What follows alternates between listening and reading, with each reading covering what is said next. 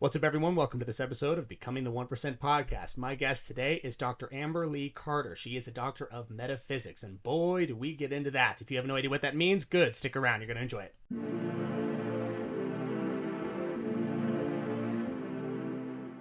I kind of want to just know, I mean, at the beginning of each episode, I give it to the guests to kind of just hit me with what it is that they've been doing. So You are a doctor of metaphysics. Correct. So you're going to have to break down, because we all took turns guessing. What does that mean? Well, it's different for everyone. So if you've studied metaphysics before, not all metaphysicists are the same. So my specialty is sound waves and frequency and how that affects the human body, their relationships, their health, all of that good stuff. So sound waves and frequency. Yes. Okay. So please expand on that. Yes. What does that mean? Okay. So metaphysics, from my unique perspective, is the energy beyond the five main senses of perception. So anything you can't taste, touch, hear, smell, all the senses beyond that, like Wi-Fi or Bluetooth, it's intangible. But you see the physical impact of it. So you can see the physical impact of Wi-Fi with streaming the internet on your phone, text messages, things like that. But you're not seeing the transmission happening physically. Right. So that's what our human bodies operate off of. And no one's talking about this. So, I mean, I was fascinated by the idea of psychic ability and all of that stuff, growing up outside of New Orleans. So with all the palm readers and all that stuff. Voodoo and all that stuff. Yeah. And I was such a scientific mindset at the time that I was thinking, this is just bullshit. Right. Yeah. But then things that they were saying were pretty accurate. So I was like, there's got to be a science. Did you go to a palm reader and they guessed really right or something? Yeah. Like, did you have an experience? Well, I did. And the palm readers weren't as great as this Reiki healer that I was introduced to. This was kind of towards the end of my college experience. I think I was like a junior in college. And it was just so spot on, things that I've never told anyone before. And it's thoughts that I've had, just fleeting thoughts. And she brought those up, and that fascinated me. So I felt like there was a science to it, and there is. And the CIA has known about it. The United States Army knows about it. Like, everyone is using it. Specifically Reiki healing. Well, it's consciousness. So it's frequency work. It's sound waves. So your thoughts are tangible things that are measurable. And people aren't really talking about this other than looking at brain waves on a scanner. And, you know, there's physicality to the thought. And that's what's impacting your health. Interesting. Okay, so interesting.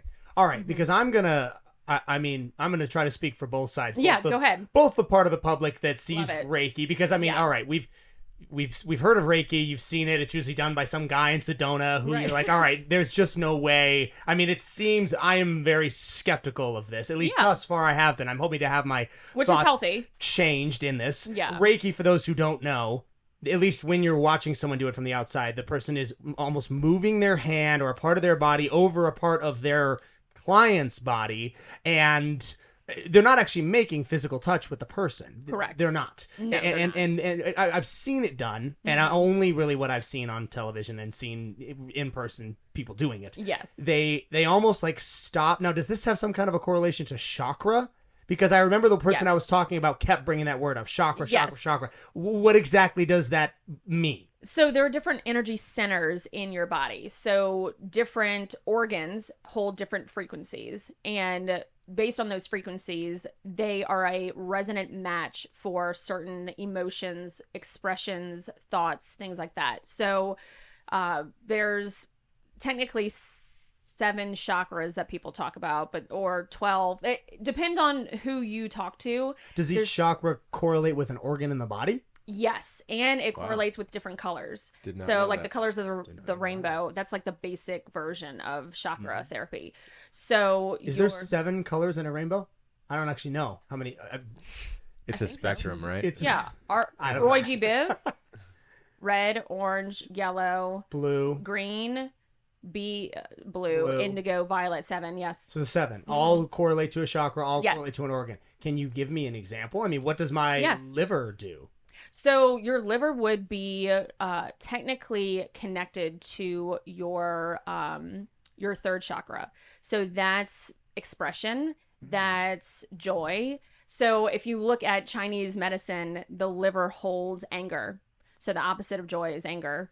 So there's a lot that you can do with frequency work. Now, I don't do Reiki personally, but that was just my starting point to start questioning, well, what is this exactly? And do I believe in it, quote unquote, which is silly for me to say today. Well, yes, because I mean, it's silly for me to say today because it's like saying, do you believe in cell phones? Like, do you believe in microwaves? Do you believe in anything that uses waves of energy? Do you believe in Wi-Fi? Like, of course, it's not something that I have to have a belief in. It's science.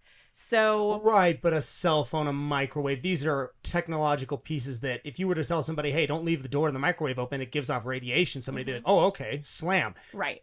It's a little bit easier to believe that than to believe that I can do this and, oh, your liver. Oh, you must be angry today. Right. I mean, I'm not discrediting it. I'm open to just about anything anybody tells me, but it's a lot. It seems a lot harder a selling point if I'm a Reiki healer and I get somebody who's, not a believer, some guy who just, does his thing, his job, and he's angry to say, hey, lay down. Oh, you're going to give me a massage. No, I'm not going to give you a massage. I'm just going to move my hand kind of like that far above you, and I'm going to figure it out. Exactly. What exactly can the participant expect from a good Reiki session? If it's a good Reiki session, and it depends on how sensitive the participant is. So it feels like electromagnetism. So it almost feels like a magnet pulling at you. You'll feel it. It's very palpable. It's visceral. Do Reiki healers use something? A Your device? hands. Just their hands? You are an electromagnetic being. Right. So and everything is run through consciousness and beliefs. So if your intention, and they have scientific studies showing this, the double slit experiment, for instance, your intention dictates what gets created in physical reality. That's what that scientific research study is based on. So, and it was called the double slit? The double slit experiment. What exactly do you know? Can you explain what that was? What was that? Very watered down version of it is photons, so light particles. It's the most quantum, or the most small, the smallest part of human existence or physical reality is protons, neutrons, electrons. Sure. 8th grade. Yeah, cell. Yeah. Right. So photons are light particles, and there's an empty space, which we've talked about before in 8th grade science. The empty space has potential energy and movement in the electrons, everything, atomic spin, all of that stuff. That's a vibration, that's sound. And so if your body is made of sound, then look at the principles of sound and the frequencies of piano notes and all of those things, and look at how that connects to the human body. If that's a principle that we're working with, then healthcare today is working on a completely different principle. Sure, and so and there's nothing wrong with that there's a time and a place for it. But if you really want movement that is like a big, huge leap in your belief system or a health change very quickly, you want to work with sound. So I lost my train of thought. You were saying, what was your question exactly? What exactly a participant in a Reiki session would experience from a good... We've got the definition up here. So it's an energy healing technique that promotes relaxation, reduces stress and anxiety through gentle touch. Reiki practitioners use their hands to deliver energy to the body, improving the flow and balance of your energy to support healing. Okay, so my question for you is, why is it harder for you to believe that a human being who's electromagnetic to create an electromagnetic impact on someone else's body? Why is that harder to believe than thinking about, oh, close the microwave door, there's radiation there? You can't see either one. So my question is, why? Yeah, why? I think I think a big part of it is the way it's presented. I mean, it's I would put, at least, again, I am hoping to have my mind entirely changed by the time this is done. I would put a Reiki healer the same place I would put a palm reader. The same way I would put a astrologist who's going to tell me the intricate workings of my sign. It's like, okay, the palm reader is being extremely broad, and most likely pulled a lot of this out of thin air. Same for the astrologist. Right. Each one of those categories may fit my personality, but at the same time, there's quite a few from the other signs that would also fit my personality, and maybe one or two inside of mine that don't. The Reiki healer always seems to be someone with that exact same look. They've got it seems to be the personification of all three of these characteristics in one person. Right. Again, that person lives in a tent. They wear white. Yes. Yes. It is. And again, I am a very free-thinking, open-minded person. Yes. Usually when these types of things come up, I look at it and I appreciate that we give off vibrations and our body, we're electro, beings. And like you said, the beautiful dance going on inside ourselves is impacted by these things. Grounding. I mean, I've come to really appreciate the benefits scientifically from grounding. I don't really see the scientific benefits of someone doing this. Okay. And at least it's never been presented to me. Okay. So did you research scientifically the effects of grounding to make you believe more? Yes.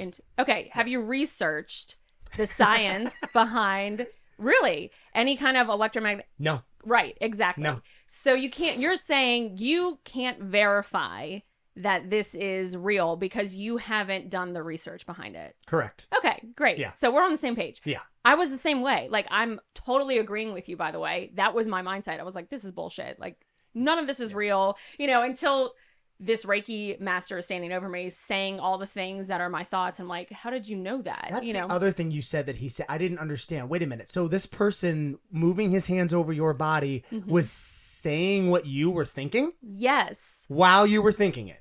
Yes. And thoughts that I've had before within, the last week that I haven't told anyone. I haven't even written it down. Give me an example. I mean, how intricate are we talking? Okay. One thing, it actually brought me to tears, which so interesting. It's such a female thing, I think. But the Reiki master said, you are good. You're a good person. And I was struggling with guilt at the time about something random. But it was so interesting. It was so poignant for me because that's not something that I think crossed my mind maybe a month before that. It was very recent. So a month before, if that person had told me that, I would have been like, okay, yeah, I know. like that's not that big of a deal. Sure. You can say that to anyone. But it was something I was dealing with at that time. And so to hear that, it brought me to tears because it helped me release guilt that I was holding in my body at the time. Now, looking back at it, I'm like, how did I not know that? Like, that was such a ridiculous thing, why I even felt guilty about that in the first place. So that was just an example.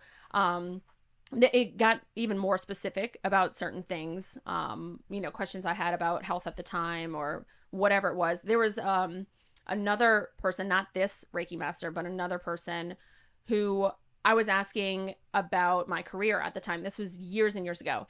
And this person said the 2 books that I had on my nightstand at the time. And she said, these are the 2 modalities you need to study. And it was the 2 books I had on my nightstand at the time. And, I would look behind me in my room thinking, okay, is this person watching me? This is crazy. Yeah, that's much more. It's very specific. Yeah. Very specific. It wasn't just like, oh, you should study energy healing. It was the exact 2 books, the name, the title, the people who wrote it on my nightstand. So I was like, there's something to this. It's not nothing, you know? So is it a coincidence? Maybe. But I like that you said pulling it out of thin air, because that's exactly how it happens. The air is a medium for vibration and movement of information. So it quite literally is grabbing it out of thin air. So there's a lot of science. There's 235 clinical studies showing the effect of consciousness on the physical world from 1959 to 1987. Okay. So, and Dr. Dean Radin is one of the doctors who studied this. He's studied the CIA utilizing this technique. It could be ESP, where you're remote viewing something to target an enemy or where a bomb is buried. This isn't the same as astral projection, is it? No, that's different. This is different? Yeah, okay. Astral projection is where you're leaving your body, like an out-of-body experience at night. which is a whole nother ballgame. But essentially, you're working with the same frequencies. But yeah, remote viewing is where you can do it right now. If you're sitting and you can close your eyes and someone's prompting you with questions to say, okay, where is this located, or find this, they could get with 100% accuracy. A person off the street that they grabbed would locate it down to the longitude and latitude. Okay. This was the CIA did this on people? Is that what we're saying? Or So the CIA has done this on people, but the CIA utilizes this technique in order to find and locate things that would be of use to the United States government. Things that the subject in this experiment would already know exist, yes? Clarify that. What do you mean? Like you're saying, like, okay, close your eyes. Now take me to your bedroom. Now take me to the nightstand. Now, these are things that I already know where they are. So in my head, I could definitely I'd be like, okay, go right, open the door, go three steps, go. But the subject must already know. This is locating objects in Japan, China, all places they've never been before. So there's hundreds of studies on this. So the accuracy of it, they showed that it's scientifically more significant and more real than the existence of aspirin. Of what? So like consciousness or ESP, remote viewing, that is scientifically more significant than the existence or the effect of a anti-inflammatory, but they used aspirin at the time. Aspirin, the drug. Right. Okay, so, but again, explain this to me. So I am a CIA operative. I want to know where a nuclear testing site is.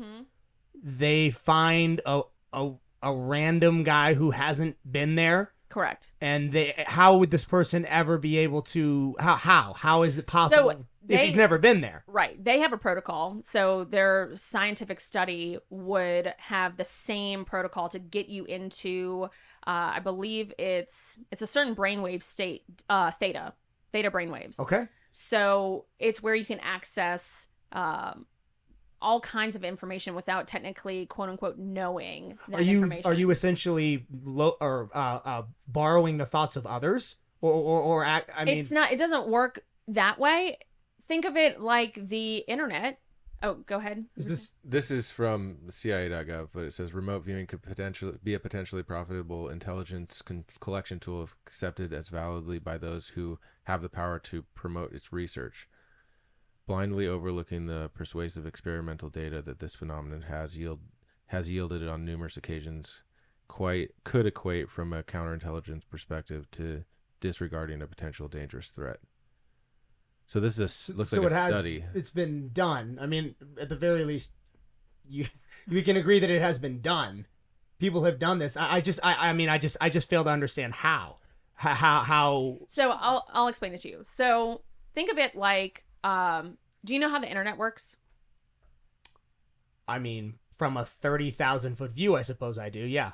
Right. So it's a web of frequencies that are just running through our air, if you want to call it that. There could be satellites up in space helping with this, that kind of thing. Okay, so human thought works similarly. There's a book called Science in the Akashic Field that talks about this. It's just a viewpoint of how thought works. So it's not necessarily verified yet. But if you think of it as a web of frequencies, you're tuning in, like a radio station tunes into specific frequencies, 97.1, 89.7, whatever it is, 104.1. So you're tuning in to that specific frequency that is carrying information in the form of waves. So like 5G type correct. Of thing. Okay. So if the radio is attuned to that specific frequency, the song is going to play very clearly. It's going to be crisp. If you tune it even 0.1 over, it's going to start getting staticky. You can't really hear it. You can't make it out. So when you're having a thought, are you the one creating the thought, or are you tuning into a specific frequency that already exists in the web of creation?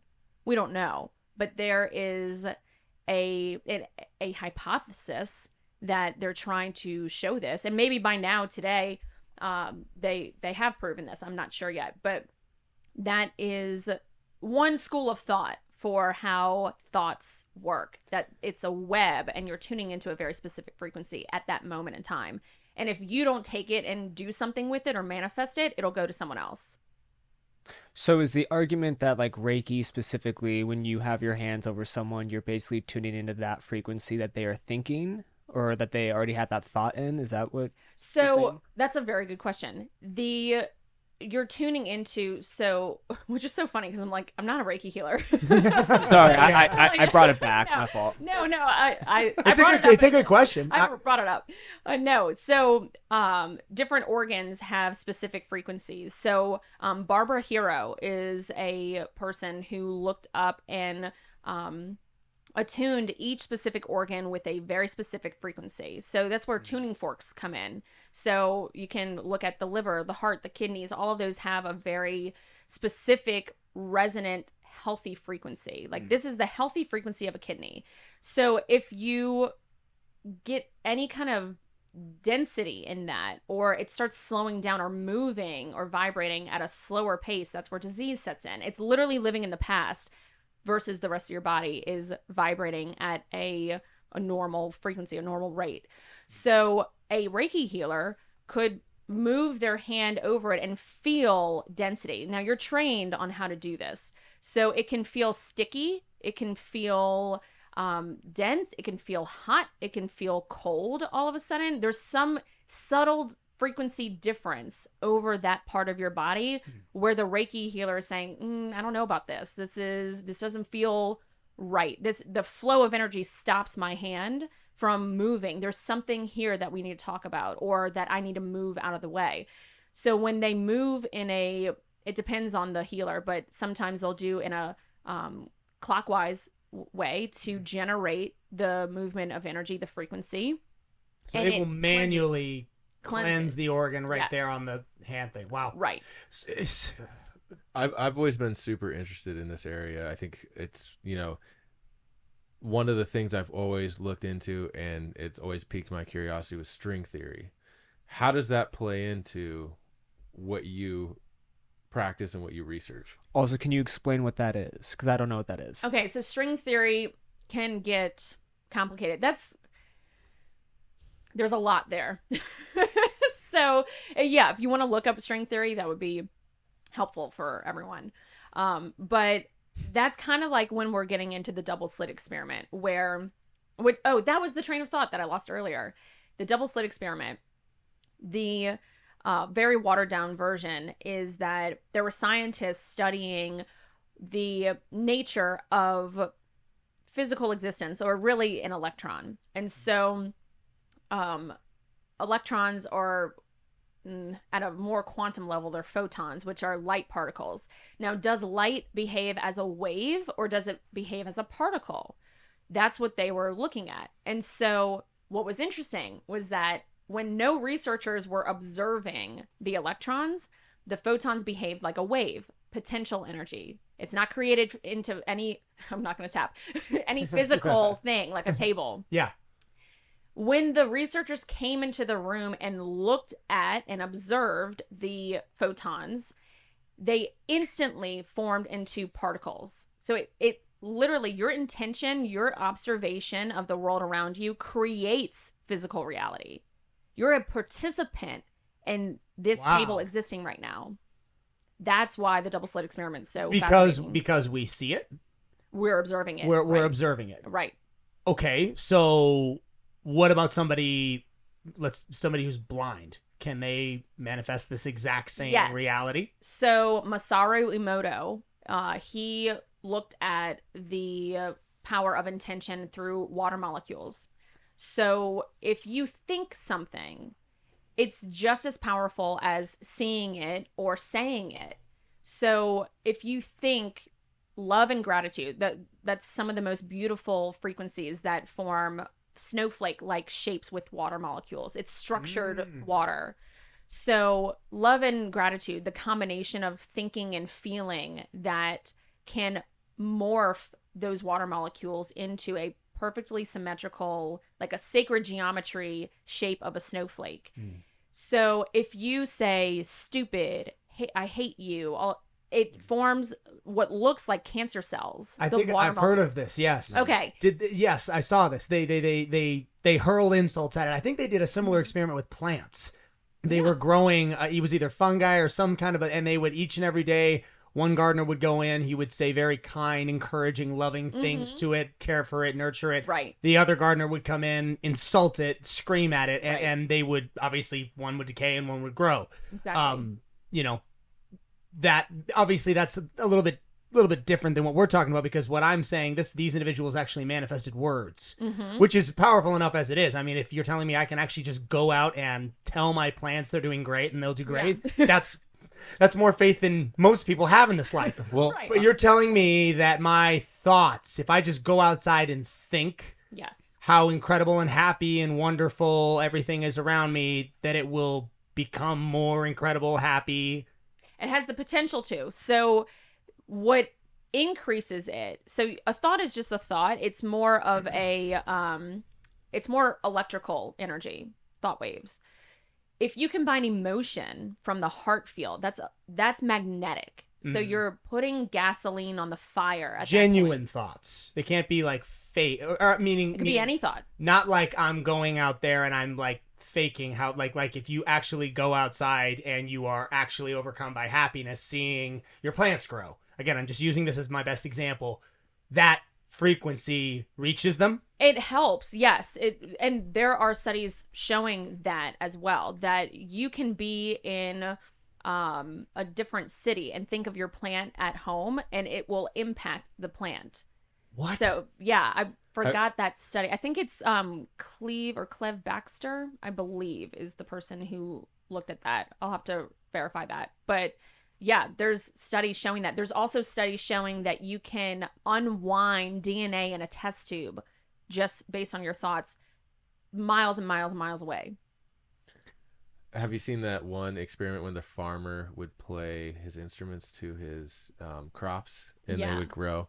I saw something, I think it was on like the Animal Planet or whatever, and in the jungle, certain birds have frequencies, and the birds in the morning actually wake up and open the plants up based on their frequencies that they sing. Really? Isn't that cool? That's incredible. That's really cool. You're telling me those little noisy bastards have a purpose for doing all that every morning? They have a purpose. That's kind of incredible. Because if you actually think about it, it's interesting. Like, why do birds sing? I mean, they like all sing. And they sing in the morning. In the morning, it's like on steroids. You always just, and you kind of just like, well, that's just kind of what they do. But you never really think like, oh, there actually might be a real like biological reason beyond just themselves why they're doing it. Right. I want to get back to this because we changed the subject way too freaking soon. Yeah. You said a thought is a thought, but we were talking about the ability to actually tap into a frequency and locate certain things. Almost, it brings up an interesting question as to whether or not our thoughts are really our own. You brought up the point that are we having these thoughts of our own, our own creation, or are our thoughts sort of fed to us through this weird, not 5G, but you get what through this frequency network. Right. Where does that theory come from? I mean, where does that come from? Yeah. So, well, the book is Science in the Akashic Field. So if you look at the Akashic records, that's a whole nother topic. Yeah. But it's records that are stored in the ether. So it's the ether, the air, the medium of waves of information moving throughout the air.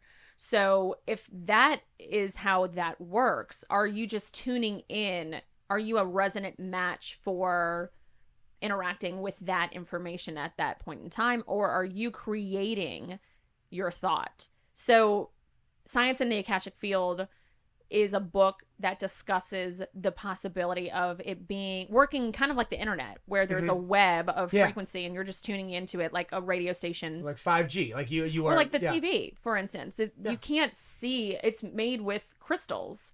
And so you can't see that, like, where did that information come from? The look of the information on that, how is that happening? How is the picture coming up? What is it tuning into? Right. You know, is the TV itself having that thought or accessing that information? Right? Or is it tuning into something that is giving that? We don't know. Like, no one knows. I mean, it's like, okay, why is that loud? Yeah. I don't know. I just know that it's here and I'm talking to it. If the tree falls, and no one heard it, did it really fall at all? Yeah. Is there something as like bad or negative waves? And I ask this because there's this whole theory on 808 frequency. I don't know if you're familiar with it. Oh yeah. What is your take on 808 frequency, and is this actually a thing? He believes it's demonic. Well, it's used to program information, but you can use any frequency to program anything. Okay. Is there something specific or unique about 808 frequencies? It matches the root chakra. So the root chakra is safety, family, money, all of that. So that sits at the base of your pelvis. So the color is red. It's the most primal chakra that you have. Increases blood flow, heart rate, respiratory system. Yes. Red. The color. Yes. So anger, those are primal experiences that the human body has. It's fight or flight. It's safety, all of that. It's sex too. In the context of 808 frequencies, that's what Kanye was saying, that the artists will use those frequencies along with very explicit lyrics to elicit a certain response from the audience that's very primal. That's a good way of putting it. And especially if you're ungrounded, so we'll talk about that. If you're ungrounded, you're very programmable. Okay. Because you don't know who you are, you don't know where you're going, you're just very vulnerable to frequencies in the environment. So if you Is this prevalent more for younger communities rather than older? That's a good younger point. People would be, I mean, by technically, nature, yes, less grounded, right? Because more impersonable, right. So, but of course, impressionable. Man, right. Got you, buddy. All day. This is the second one. Where's that alpha brain at? Yeah. Right. So, I mean, the stronger your safety is as a child, the more grounded you are. Oh, interesting. Right. It stems back that far. Yeah. So even, if you have a solid family unit, if you have good schooling, all of those things, you're feeling calm in your body, you feel safe, you know who you are. That's very different from a child who's very ungrounded, may not have a solid family unit, doesn't have direction, doesn't have boundaries. Yeah.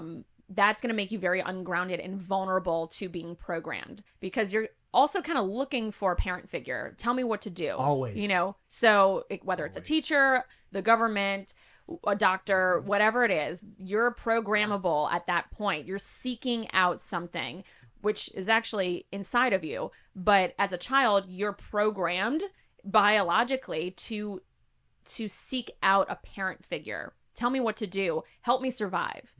So if you're ungrounded, even as an adult, you can be programmed by an 808 frequency. If your 808 is a carrier wave. So in actuality, it's neutral.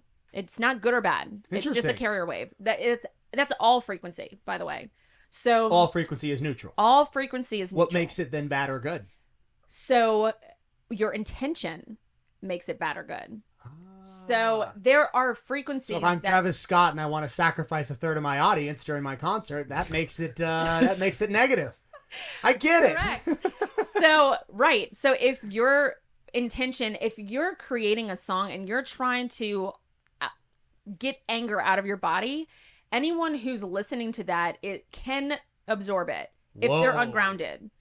Same thing with chefs cooking in the kitchen. Sometimes you might get food poisoning. It might not even be bacteria in it. It could be that chef is a hothead and just is going through a divorce or whatever it is. And you're eating that frequency, and that messes with your gut. Frequency can transmit through food? Yes. Food is one of the major carriers of frequency because it has color. Color's a frequency. Uh-huh. It has shape. Shape is a frequency. And it has vitamins, minerals. All of that is frequency. So if you're taking that in and you can't absorb, you're in fight or flight, and you're so shut down, it's like the food will just go right through you. But if you're in a state of receptivity and you're calm and you're safe in your body, you're grounded, that allows that symphony to play and you to absorb that information to unlock certain keys in the body to start biological processes. Fascinating. It seems like it may not be always a static state of mind that even as an adult you find. I mean, is this correct? I mean, even with somebody with a grounded background, parents who raised you right, all that stuff, I mean, life happens to us all.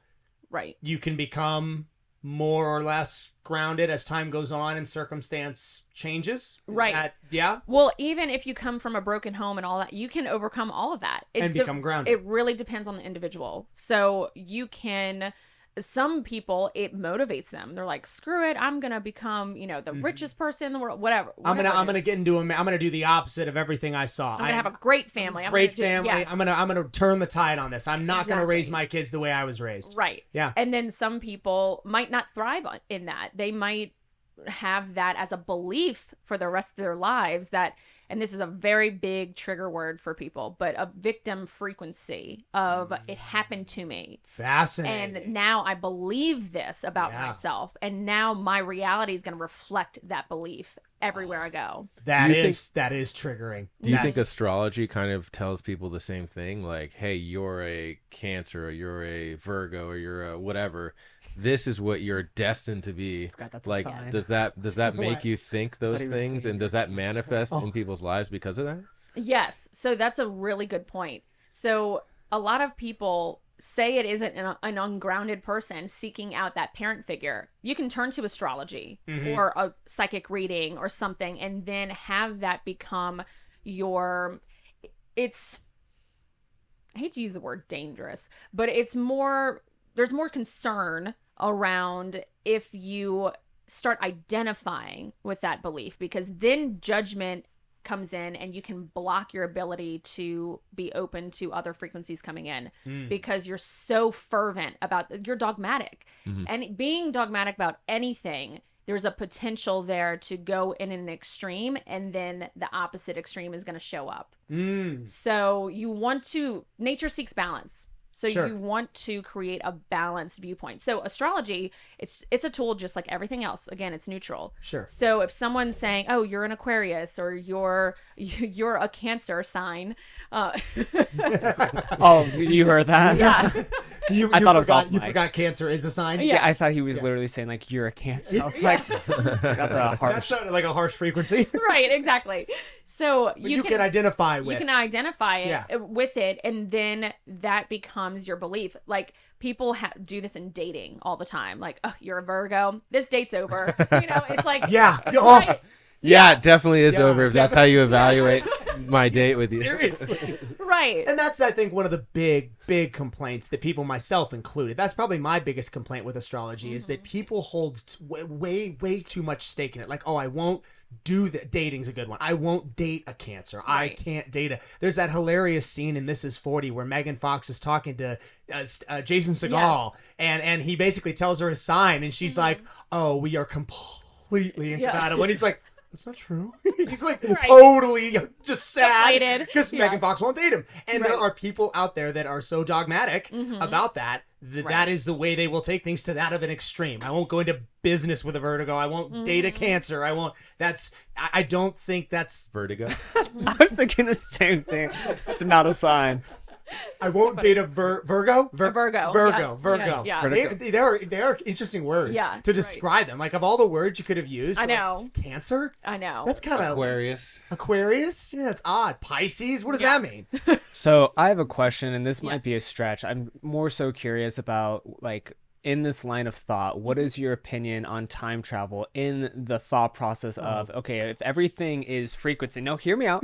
If everything is frequency, why can't I think about a frequency that's in the future versus, because if all of our thoughts are based on this one frequency and the past are from our past, like before us, like why can't we go ahead? Like what is that thought process in this line of thinking? So a thought is the perfect representation that time travel exists, because if you can think of the future and you can think of the past, If your makeup, if your thoughts can access information in the future and information in the past and information in the present, then why can't we physically do that either? We can, but you have to be in the right frequency to time travel. So this isn't the Hollywood version of time travel where you're getting in a pod and then you hit a button and you go in the future, and like a hot tub time machine kind of thing. So you can do this. Great movie. So you can do this in your dreams. Dream is time travel. So if you are, and this is where you get into out of body experiences, astral projection, all of those things. If you can also, there's bilocation too. So you can physically be in your bed, and you can also simultaneously be somewhere else just based on your consciousness, because your consciousness is above the construct of the time-space continuum. So we operate in the third dimension under time and space. So that means that something will diminish as it moves through time and space, like aging, for instance, or a thought. If a thought worked in time and space, it would diminish by the time it got to you. So that proves that thought operates outside of time and space. So time is not real. Like now today, we can kind of say that and say, yeah, okay, I get it. My experience of time might be different from your experience of time. It's just a construct that we operate off of in the third dimension. But if you go outside of time and space, a thought doesn't diminish as it's traveling through space. So there's a thing called quantum entanglement, or you're entangling electrons, where an electron's behavior over here is also showing up miles and miles away instantaneously. It's the same frequency. It's the same electron. So if your thought is it really traveling, or does it just exist in all places at all points in time? So is this okay? Because you said a lot. Yeah. Yeah. I'm gonna do my best. You said that we, as our time, as it relates to time travel with our thoughts, can access thoughts from the past, thoughts from the present, thoughts from the future. Right. Thoughts from the present and thoughts from the past, I can kind of get behind, because in our past, at least to the best of our memories, we can remember what happened. We can remember what we did, and we can remember what happened. And in the present, even more so. I mean, because it's literally happening right now. Would it not be fair or accurate to say, I mean, our thoughts of the future are hypothetical scenarios of what we can see happening? I mean, I have a seminar next week. I can right now close my eyes. I can put myself in that room. I can, and I understand that there are benefits to doing this kind of exercise. People who literally in that scenario, people who are about to public speak. It's a technique athletes will sit down and go through almost a transcendental meditative state of astro projection while you're awake. Okay, I'm going to put myself in front of the screen. I'm going to be discussing these points. I know the PowerPoint. I can see the people's faces. I know the ones that I know are going to be there. But that's all still, I don't know exactly what they're going to wear. I don't know exactly the number of people that'll be there. And there's no way for me to actually be in the future. Our thoughts on the future are hypothetical, no? Well, I would argue that the past is the same, even though I know exactly what you're saying about, well, I've experienced it physically. I know what happened in the past. I was there. Yeah. But is it accurate? Is your memory of that accurate? I'm sure if you played it back, right? Maybe. Exactly. Maybe. It's your version of reality. You're entitled to that. Your truth. So, oh gosh, isn't it so true though? But I hear what you're bringing up, because it changes, and we can lie to ourselves. I mean, I'm really good at that. There have been things in my past, like stories I used to tell myself about what happened, and I told myself the stories enough to where one day I actually was like, oh yeah, I remember when that happened, and then it clicked back. I was like, wait, no. That didn't happen. That was a lie I told myself when I was 12. I remember making the lie up. It didn't actually happen. Was it the hole-in-one? No. I actually still got the don't hole-in-one. believe I'm that, telling you. I will take that to my grave. I got a hole-in-one on a par 4. Yeah, he was alone playing golf, and somehow he got a hole-in-one. Got a hole-in-one, yeah. Well, I'll tell you what. You figure out how to astro project, and I'll take you back there, and then I'll push your astro projected body into the lake. So, I mean, I get what you're saying when it comes to like the past, but I mean, at the same time, I can't think, okay, I know the winning lottery numbers in the future, and now I'm going to go buy them today and go win the lottery. Like that You could if you wanted to. Okay, so then why aren't you a millionaire? Because I didn't do it. So then do it. I could if I wanted to, but that's not in resonance with me. That's not something that I really want in my life. Why not? I mean, that would just be to achieve something in vain. I don't necessarily want to do that. But you aside, I could. There are billions of people that would. You aside, why is there no one else can't. that does that? Everyone can do all of this, by the way. If you're human, you can do this. It's like you can speak Spanish if you're living in Colombia for 10 years versus if you're taking Rosetta Stone or whatever it is. You have the ability to speak Spanish fluently, right? Yeah. So everyone has the ability to astral project or have psychic ability. Everyone has this ability. It's not like I was born special or it's just if I was in resonance with being a banker, I would have gone down that route and done that. But this has been the path that's most in resonance with me. Yeah, but learning to be a banker, learning to speak Spanish, these are things that people can actually learn. You can't learn the winning lottery number. You can learn psychic ability. It's a tool. Psychic ability meaning the ability to read minds. Yeah, or predict what the lottery numbers would be. Everyone can do this. Okay, well then why hasn't anyone? Do you know if someone hasn't? I've never heard of anyone projecting and guessing the winning lottery number knowing they were going to do it. Yeah, but if I did that, I'm not going to go on TV and be like, guess what I did? That's not something that I'm going to go blast to everyone. Same thing with like going to the casino.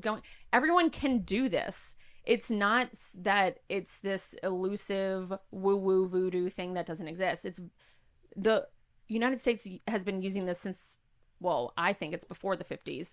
But that's why the CIA has so many studies. All of this stuff you can look up. You can verify all of this. So everyone can do this. You can be taught and trained how to access information, remote view, have ESP, all of those things. You can access the winning numbers to the lottery if you want to. But it depends on the resonance. It depends on the resonant match of that information. You have to be a match for that experience. Can you explain that a little bit? Yeah. Resonance? Yeah. So resonance is a principle of sound. So for instance, resonance, is it with an N? Yeah. Not residence. Resonance. No, resonance. Like resound. Yeah. Like resonance. Why would you use a completely different word? We're having a hard time with words today. Resounding. It's a noise. Like that. Yes. Like resonance. Okay. Exactly. Resonance. Yes. Do you see what I'm dealing with on a daily basis? Yes, it's hard. It's a lot. Yeah. I'm just going to think to the future, the lottery numbers. Right, exactly.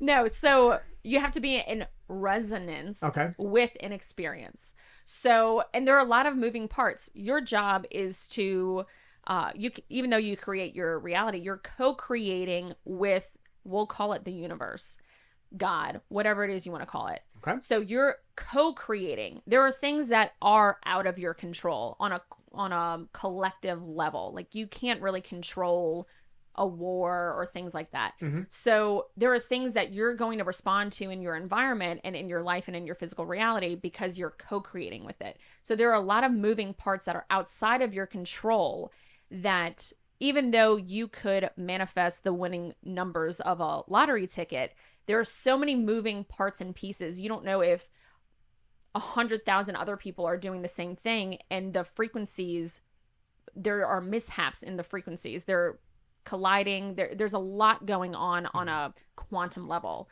So quantum meaning small. Yes, the smallest packet of physical reality. Okay. So that's from a physics standpoint. String theory. String theory. Yeah, we have to circle back to that. So you have to be in resonance with something. So if you hit the note A on a guitar, it'll vibrate. All the guitar strings in the room that are tuned to A are also going to vibrate, even though you didn't touch it. That's resonance. It's because, so a note A at 110 hertz is also a note A at 220 hertz, 440 hertz, and 880 hertz. They're still the note A, but they're different frequencies. They're in different octaves, but it's still an A note. So if I strike an A note at 110 hertz, if it's 220 hertz, 440 hertz, or 880 hertz, it's going to vibrate. Okay. And I didn't touch those. So that's what's called resonance.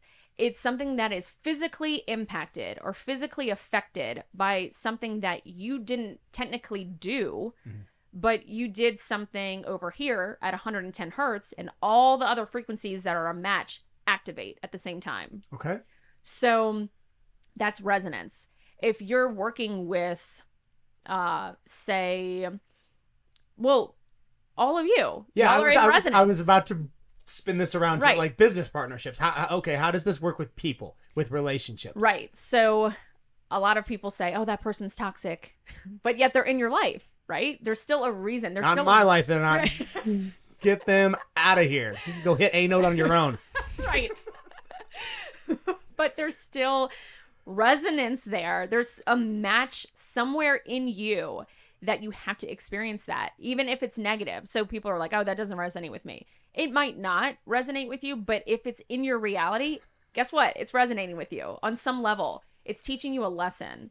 So if you're talking about someone in the Amazon rainforest, it's going to be a much further frequency that's not in resonance with you, that maybe you don't have access points for that. You don't have a schema for that. In psychology, a schema is if you see a bird, everything with wings is a bird, a butterfly, or whatever. So, but when you get really good at something, you can say, oh, that's not a bird, that's a butterfly. That's a very subtle difference. They both have wings. So, which is the process of learning, I assume. Right, yeah. Exactly. That's a very basic psychological way of learning. Yeah. So, as we get older, that we get better at this, or the more experience we have, the more nuances we understand with the world around us.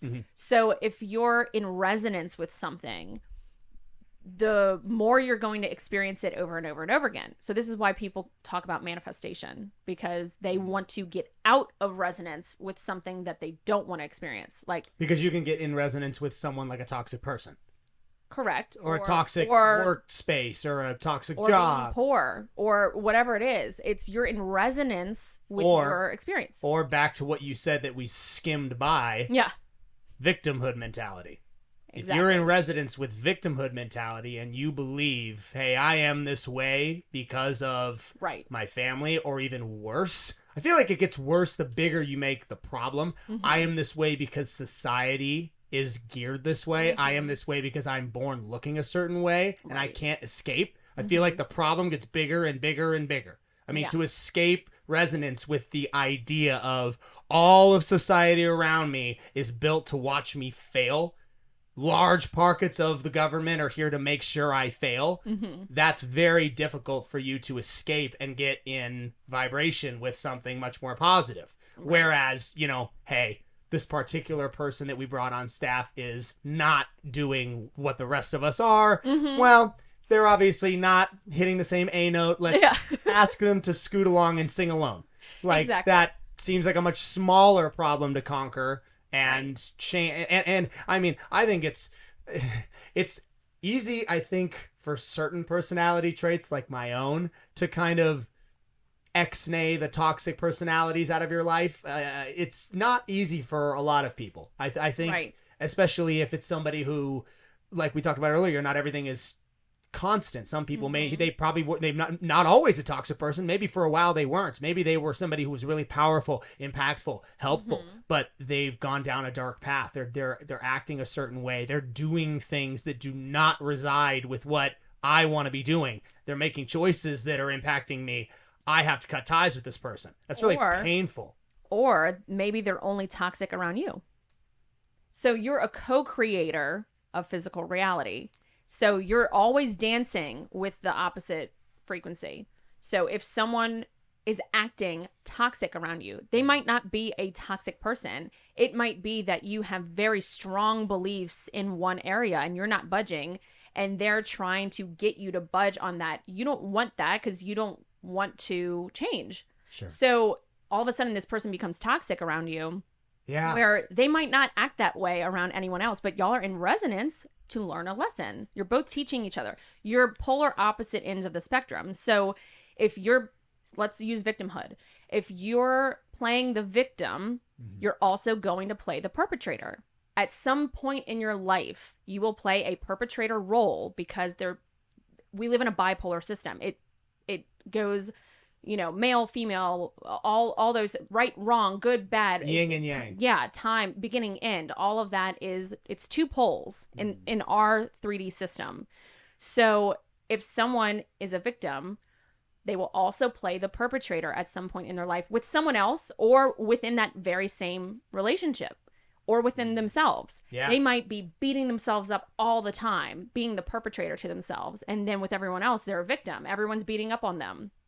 So it really depends on the situation. So victimhood, yes, in a lot of humanistic ways. So in a basic human reality, there are victims for sure. You're taken advantage of.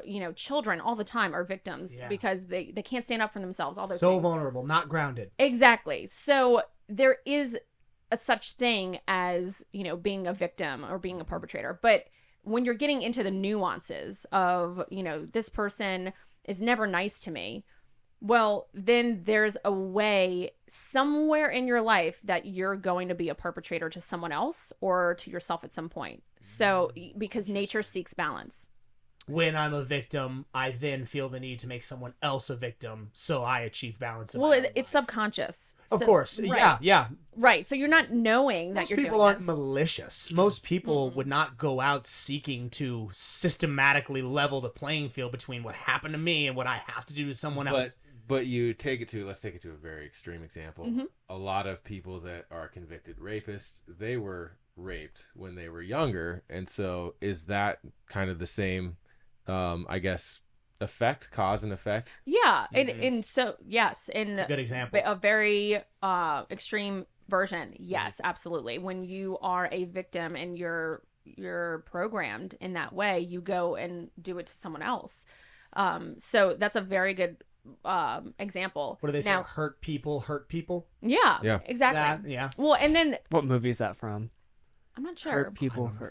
I honestly don't think it's from. You don't? I didn't know. I didn't think it out of a movie. But there are also things like brain structure things that maybe you got a brain injury and now you have no empathy, or maybe you got an injury in football and your brainstem is damaged, and now your amygdala is just hyper focused on aggression, adrenaline, and then you become a toxic person. What about someone born with sociopathic tendencies? That someone too. Born as a sociopath or a psychopath? Which the clinical definition between the two, does anybody know the difference? One can experience empathy, one can't. I think a psychopath cannot experience empathy and a sociopath can. I thought it was I'm not sure. I don't remember that differentiation correctly, but I think that then you're getting into soul contracts. So, which are on a soul level, what did this soul sign up for to experience or to play a role for other people to learn?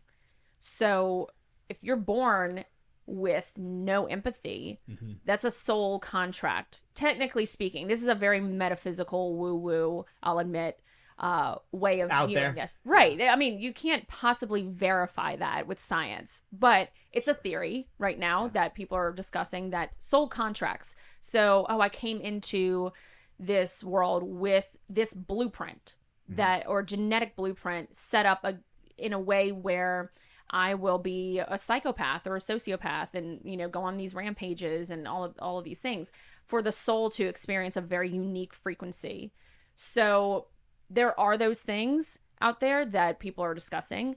I can see the dangers of, because the low-hanging fruit is, okay, well, that soul contract alleviates the responsibility you have 100% for the way you've lived your life. Exactly. I don't care the way you were born. Right. You can't shoot a school up. Exactly. Yeah. So there are those things that people get in the mindset of, when they're woke or spiritually, ascended and all those things. There's a lot of ego that can come in that, like, well, I'm not responsible for the way you feel. Well, yeah, you threw a brick at me. I think you're responsible for that, right? So there's a very fine line between being all spiritual and woke and not taking responsibility for your actions. There's still a responsibility that you have to be a decent human being and live your life with love and groundedness and if you can do that with service in your heart, then those experiences that happen are when you're not intending to hurt someone. That's a very different story than if you are intending to hurt someone and they get hurt and you're like, well, I'm not responsible for that. That's your experience of it. I'm not responsible. It's like, well, that's a very different experience. Very. I've always heard the pineal gland being referred to as the third eye. What role does that play, in your opinion, in our reality, whether it's physical or metaphysical? There's a lot that goes on with that. So what is the pineal? I pronounce it pineal gland, but everyone, that's how I heard it. I was everyone pronounces it differently.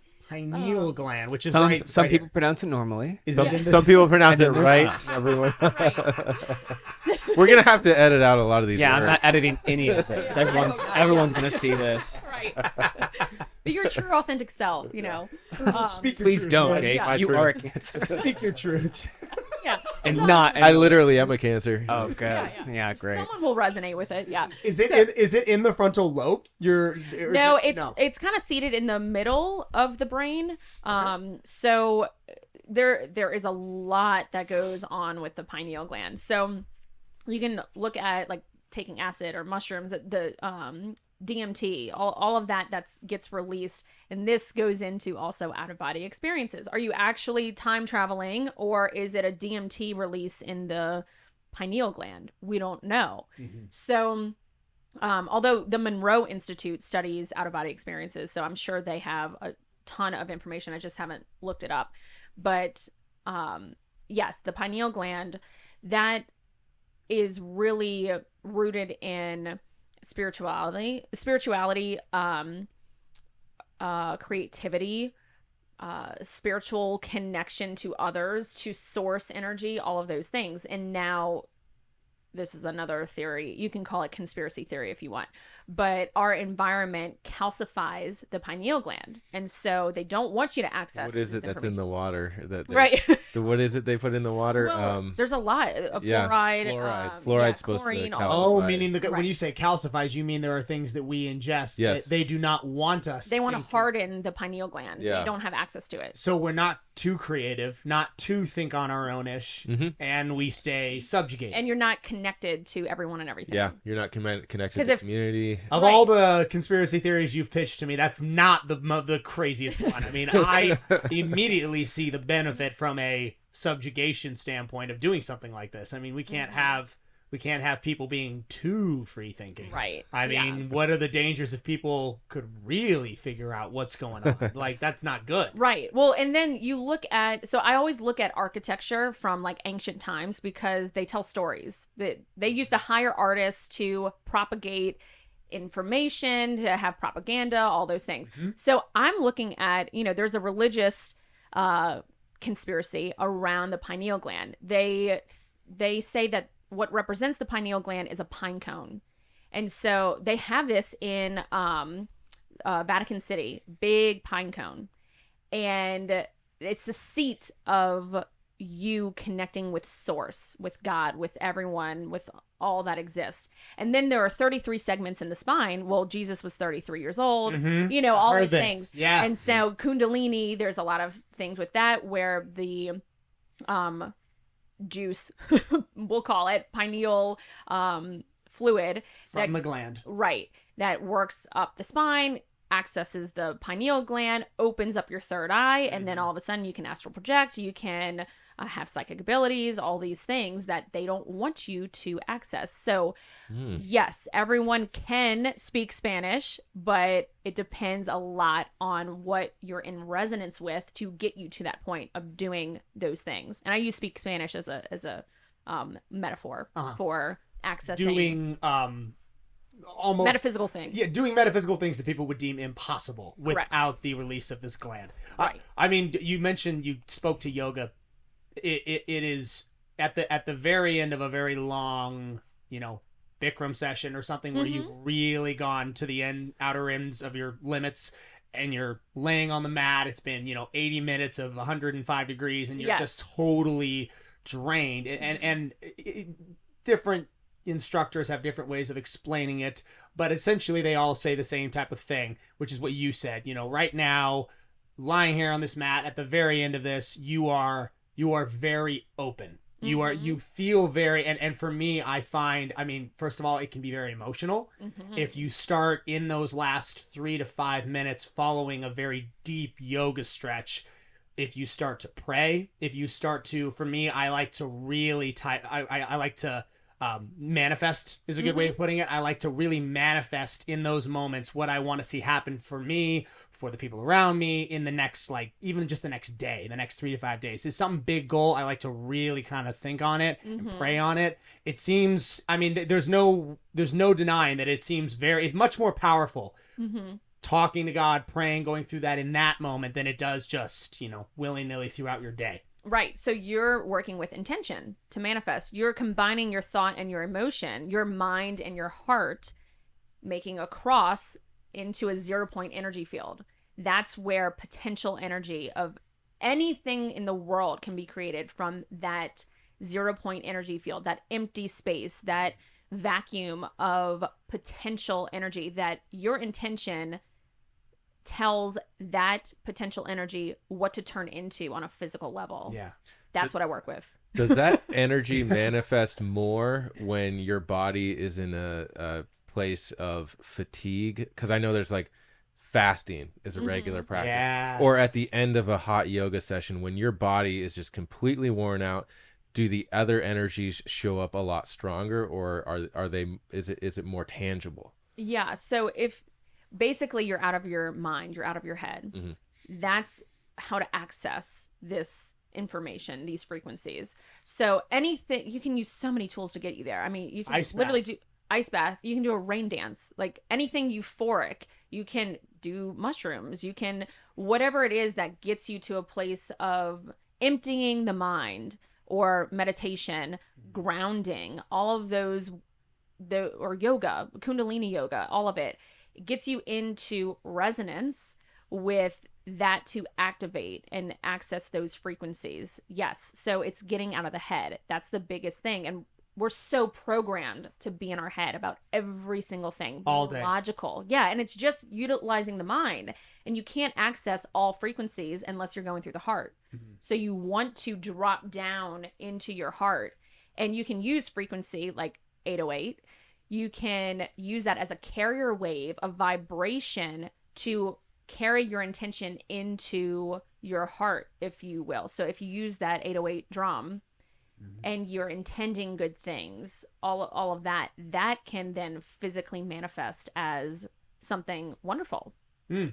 You mentioned specifically with everything we've been talking about, what exactly is it that you do for clients? I mean, that come to you. I mean, what because it's not Reiki, we know that. Yeah. Right. What is it exactly that you do with all of this stuff we've talked about? How does that work? Okay, so very good question. If someone comes to me and it's a whole slew of different things that they're intending to change in their life. A person can come to me with relationship issues. They can come to me with health issues. They can come to me with any kind of a career change. Like, they want clarity. So I don't know what to do. You know, this is happening, that's happening. What do I do? So my job is to read the frequency. So I will, and I'm trained on how to do this. So if a person's in front of me, I can read their energy field, meaning any person in front of you? Yes. So what's Brandon's? Of course, if I have their permission. 808. Yes. So it depends. It depends on what, I mean. What's a negative number for Brandon? I want that to be it. Please continue. But I would honestly love it if you would clinically if you're comfortable with it. I mean, totally. Clinically give me, if I were to have come down, shut up. If I were to have work come in, give me a kind of a run through, a diagnosis. I mean, how does it work? So I'm the client and I come in. Do you have a straight jacket? Yeah, right, exactly. There's enough instruments in here. We can figure it out. But okay, so I always I don't want to overstep. That's a huge thing for me. I want to always have permission. I don't want to violate anyone's boundaries or anything like that. So even though I can read the book, I want to ask you what chapter you want to focus on. Mm-hmm. So I always ask, what's your intention? What do you want to focus on? So let's start with that. Okay. I come into you, that's the very first question? Yes. So if there's something specific that you want to talk about, or that you want to change in your life, or you are stuck in some way, or you keep repeating the same thing over and over again and can't see your blind spots, what are those things? Okay. I want to become a more spiritual person. I want to get closer to God. Okay. So part of this, so now I have access to your energy field, mm-hmm. because when you identify something and you tell me, and I'm walking y'all through this process. Mm-hmm. So when you're telling me I am intending for this to happen, I have access then to look at everything that feeds into whatever that pattern is. So I'm looking at patterns of information. Where it's showing up in one area in your life very loudly, it's showing up in every single other area. But there's one pain point that will grab your attention the most. And so that's what usually people want to focus on. But when you and I are going to focus on this one thing, it's going to affect everything around it. Mm-hmm. So it's kind of like pulling on a piece of yarn and the whole ball of yarn unwinds. Okay. So if you're telling me I want to focus on this, that tells me that you're ready to hear what I have to tell you. Otherwise, if I'm just reading your feel, you might not be ready for that, and it might be another year before you're ready to even work on that. So now that you're giving me access to this, okay, you are okay, so another part of this, sorry. This is a whole nother ball game. Okay. So you can call it psychic mediumship. Okay. So tuning into subtle frequencies, I'm also able to tune into subtle beings of energy. So what this looks like is you can call them your guides if you want to, where it could be ancestors of yours. Maybe it's family members who've passed that you know in your life. It could be a grandfather, whatever it is. Or it could be people you've never met before. It can be angels. It can be all kinds of guides, star beings. I know that sounds very weird, but it's consciousness. Okay. So consciousness can take any form. So it can take a form in, and I'll circle back to your intention, but it can take a form in different star systems. So like Sirius star system. This is actually like science. You can look this up, but they don't have the consciousness there. It's still part of our physical reality. So that entity, the Sirius star system, has consciousness just like we do. So it takes a different form. We have planetary bodies because we're on Earth. So carbon, iron, all those things we're made up of. Yeah. Water. The consciousness over there takes a different form in light bodies, stellar bodies, star system bodies. So it's still information and frequency. So you can call it aliens, you can call it whatever. It doesn't look that way. It's just a wave of energy and information that's in resonance with that star system, whatever that star system is holding as a frequency in the universe to add to our knowledge. Mm-hmm. So with all of that, I'll go back to your intention of wanting to be more spiritual. See, I'm getting you into the spiritual resonance. So part of this I'm hearing from one of your guides is saying that you're blocking it on purpose because you have a fear there that you're going to lose. Well, one of them is saying it's not necessarily lose. It's that you're, I want to be respectful of your boundaries with this. Please, lay it on, honestly, lay it on me. I am more than open to hear this. Okay, so part of you is blocking this because there's a fear there of, they're saying power and control. So part of you has to surrender to a bigger, I'll call it being, coming in to help you because you want to do it on your own. And you're gonna do it on your own. You have to take care of yourself. That's like a fact that you have that belief. I've got to take care of myself. I've got to survive. I'm gonna do this and I can rely on myself. And that's mostly what I can rely on. You have a few individuals who you trust enough to help you out. But for the most part, you've got to make it on your own. So with that belief, that ties into safety. And safety always can trigger fear of either losing power or losing control, or there's a belief that you're going to lose something in the process of letting something else come in and help you. So that's part of the spirituality piece for you. So grounding is going to be very helpful for you. Let me see. There's a few other aspects to this. Do you have a spiritual practice right now that you do? Like any kind of, it can be journaling. Yeah. Is what I'm saying. So more recently, more than in past, yes. Okay. Yeah. A daily spiritual ritual that I have, a devotion that I do each day. Okay. So let's see. Okay. They're just going to prompt questions. How does that make you feel when you go through this spiritual process? Oh, very positive. Okay. I feel very positive when I read. For me, it's reading scripture. Right now, the book of Romans, I feel very positive. It's a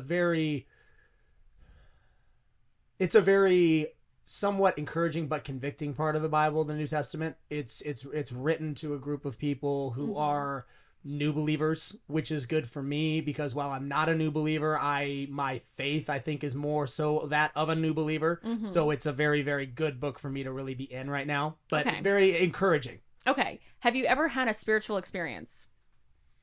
Yes. Okay. One of them. Are you willing to share that experience? I would say I've had many spiritual experiences. It's not like to the point where I've seen something or had a, experience with a supernatural being that I physically saw. Right. But I have had several times where actually recently I had probably the most profound one I've had, and it was actually after yoga. And that's what sort of kicked off this recent little journey that I'm on. Okay. I had an experience in the last 3 minutes of the flow where just because of the things that are in my life that are negative, I had been really just convicted to pray, and yet I have also always found prayer for myself to sort of fall short in a way. Not in that I never got answers to my prayers, but I never really saw or felt an answer to a prayer. And in this moment, I just remember at the end of this session of this yoga time, when I was, at that state where I like to pray, I just remember, and it was one of the more emotional experiences that I had where I said, I remember clear, not out loud, but very close to out loud, maybe even whispered, if you're there, speak to me. And I remember so clearly, it was one of the most clear responses that I've ever gotten to an actual prayer that I've ever received. And the response was, I speak to you through my word. This is not how I speak to you. I'm not going to actually resound a voice in your mind. I speak to you through the Bible, through the word of God. That's how I will speak into your life. And that just, I don't know. It was one of those things where after I left, it stayed with me. And the next day it stayed with me. Right. It really sort of triggered an emotional response, and it just kind of really made me realize that I've been claiming this faith as a part of my life for so long. I've never made reading the Bible or being in God's word or doing a devotion a daily habit. It's always been kind of put on the back burner for the rest of my life, which is of course chaotic. Right. That has been for the last 3 weeks has been a very welcome new, even 15 to 20 minute, cut off from the rest of the day time that has, like I said, been very encouraging. Okay. So there's a few things with this. One is control that was mentioned. So your prayers are always answered. Your job is to be open to how that shows up for you.